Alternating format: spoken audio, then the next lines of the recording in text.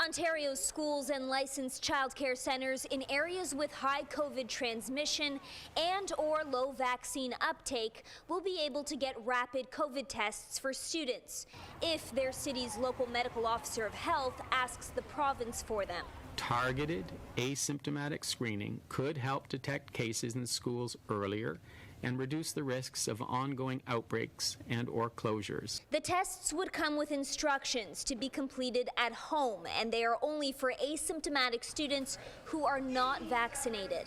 Routine rapid antigen screening of fully vaccinated individuals and children is not currently recommended given the effectiveness of the COVID-19 vaccines, as well as the risks posed by the disruption of learning as the result of false positive tests.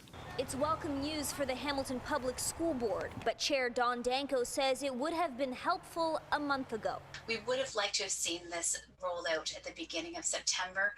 We would prefer not to see this reaction where parents have been taking matters into their own hands and finding ways to do screening for their students. When asked why it's taken this long to implement, Dr. Kieran Moore says initially expert panels did not recommend asymptomatic rapid testing for all students, but he says a targeted approach in higher risk areas will be helpful. We're doing it now because I think over the last several weeks we've learned that there is a place for this type of testing. It's all up to the local medical officers of health to determine whether the rapid tests are needed and where they would be beneficial. Niagara Region's top doctor Mustafa Hirji says Niagara is eligible to receive the tests, but public health is still determining if, how, and where they would be useful. Whether the tests would be used on students and children in Hamilton, the city's public health department couldn't give us a response today.